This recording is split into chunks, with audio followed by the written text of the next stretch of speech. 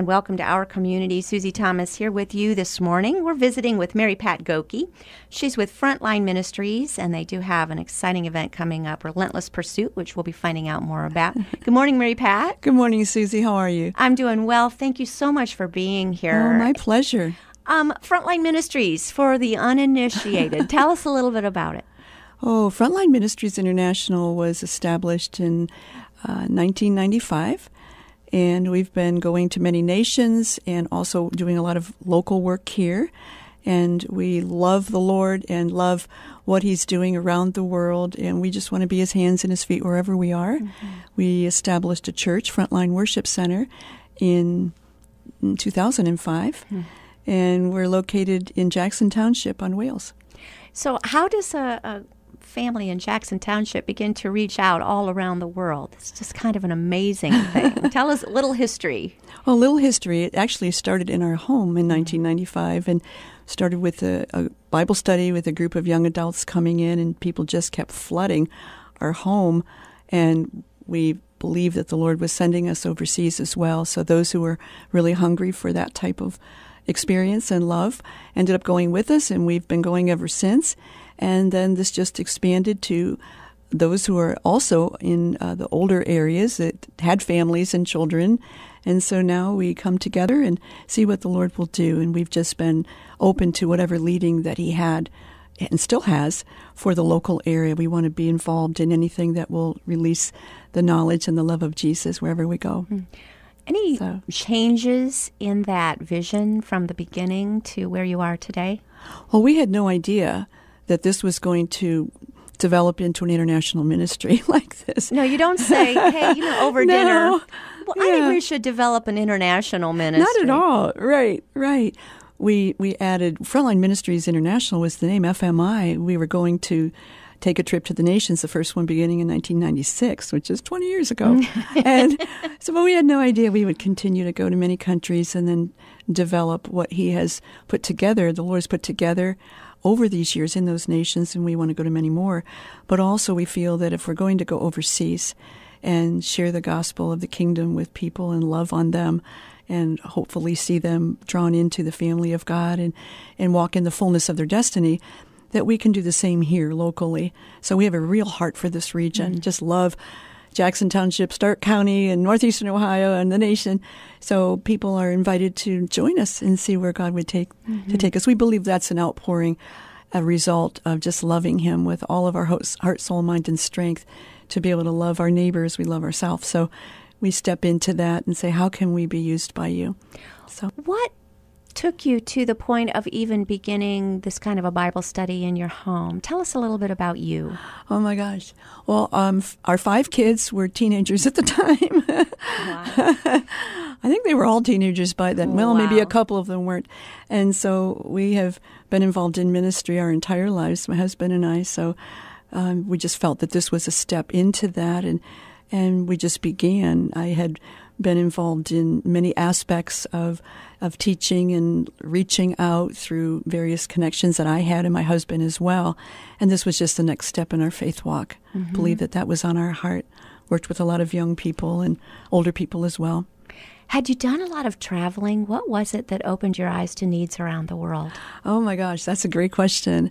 I remember when I was a younger mom, I just had such a heart for going overseas, but I was waiting to see how that would all pan out. And I haven't even been to the country yet that He put on my heart first, which is Romania, which someday I want to go to. It's on the list. Yes, it is definitely on the list. Mm-hmm.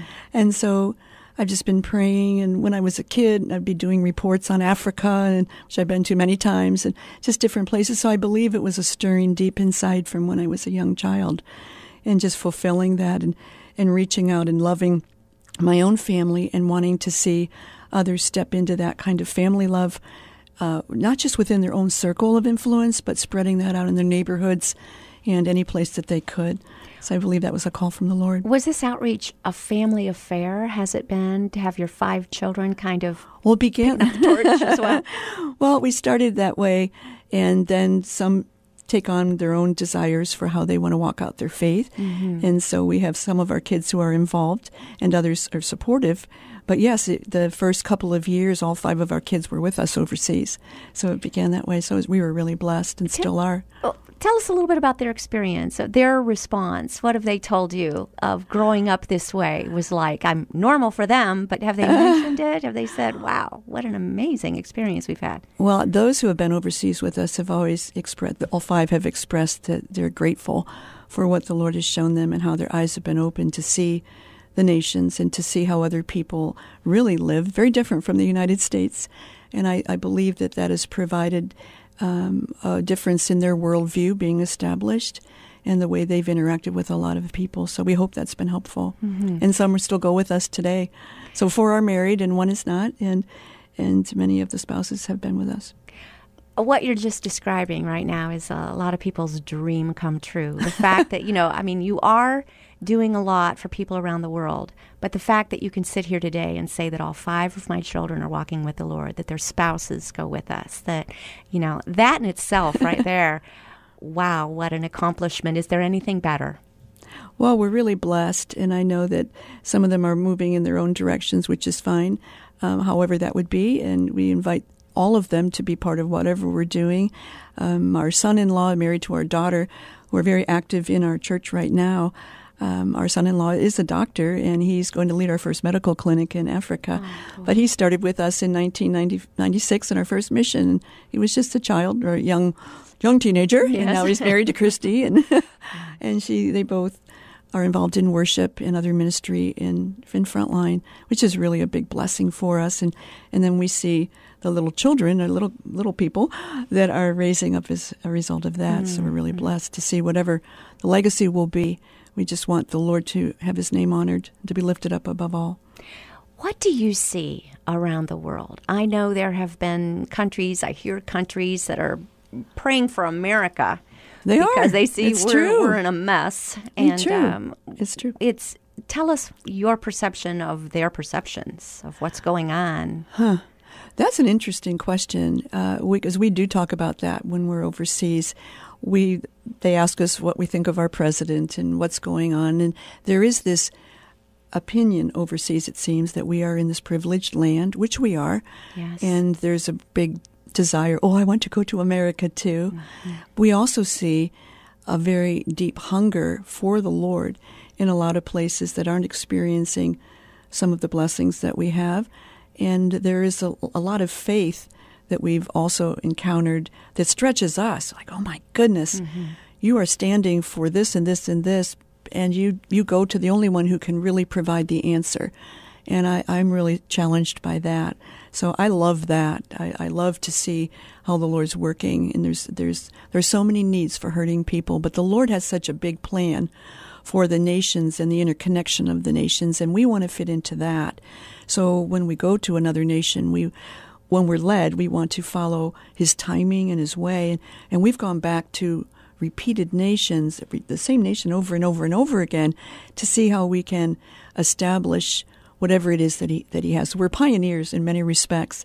We work with other people and other ministries as well, but we want to see transformation in regions. Mm-hmm. We want to see something that would be sustainable. So there's really a sense of reform wherever we go. And so the gospel of the kingdom is spread, and that's our heart. Do you see that when you say privileged, that's kind of one of those words where you think, yes, we're incredibly blessed, but privileged, I kind of think of in another connotation. Do they seem to feel that Americans take for granted all the incredible blessings that we do have in our country? Some of them do. It depends on the place we're going, whether it's a remote village in Africa or a large city in Asia. It really depends on their background. And they, with the internet and all the other technology that we have in the 2000s here, they're very able to access and see what they think is the big dream. It depends on their heart. It depends on where they've come from and what they're really about, what they want to accomplish. And family is so important. Business is important. All the different ways of expression for us as humans are important to the Lord. Mm-hmm. But ultimately, we are created to know his love, to know him. and to receive him and then give that love away and have his name lifted up. That's really why we're here. Mm-hmm. So when we are going overseas, we hopefully go with that heart. We like to train people up here for that heart, so it's not we're these great people who are going to that place, and you're going to learn from us. Right. Honestly, Susie, when we go, it's so humbling. I go with an aspect in my heart of this is a privilege for me to be sitting with you wonderful people. What can I learn and how can I serve you? What can I learn from you? Yes. Going with a servant's heart. Not here I am to fix things. Oh, my gosh, no. Yes, here we are to seek the Lord together. It's really true. That's the only way you're going to have success in the kingdom. I absolutely agree wholeheartedly. You have mentioned so many different countries. Often, an organization that goes overseas, there's one particular country that they work with. You're talking about everywhere around the world. How do you manage the language part of that? Oh, my gosh. Lord, give it to me supernaturally. Yes, seriously. And, yes, some of the countries have the same language, and English, of course, we know, and we do the best we can. I speak some Portuguese, not fluent, but I've learned a lot from going into Brazil and going into Mozambique and different places. So we ask the Lord to connect us with the people who can help us to be able to better communicate. So, of course, we have interpreters and things like that. That's part of the training and the love. And we just see how God puts it together, and he hooks us into the places that are the deepest, darkest places. That's been our heart, whether it's a very wealthy home in Indonesia or a place of abject poverty in India, where we have developed a children's home and we do conferences. We want to see what the need is in the region and see how we can best serve. What do you see God doing around the world? What do I see him doing? I believe his heart is so incredibly big that he's desiring to increase all of us to be able to see how much his love for them, for everyone, really is. And he is such an inclusive, merciful Papa, and he wants us to know him as Father all over the world. And he's very intentional in his plan of interconnecting and intertwining people and people groups and tribes and nations where they will all come to see him as the only answer for everything. And then Jesus will return. And I really believe that in these latter days that we're in, that the Lord is speaking loudly and clearly. He says in Revelation, he who has ears to hear, let him hear, let the churches hear what I'm saying. So he is breathing on that. He is speaking. And I believe that he has a plan for Israel, and he's interconnecting nations to be able to move together. He's also, I believe, increasing the way he wants to bring his outpouring of power and authority and love and revival all around the world. And I believe he's touching the young adults, the youth. There's going to be a major youth movement that's in motion now. And I believe the norm is becoming, I don't think it's abnormal for the Lord, but he's saying, live a radical life for me, which is a laid down lover of me, going lower, thinking of others before yourself, trusting me with the results, but just going out into the highways and byways, calling them in, and doing crazy, crazy exploits for me under my power and my love, which will be birthed in humility.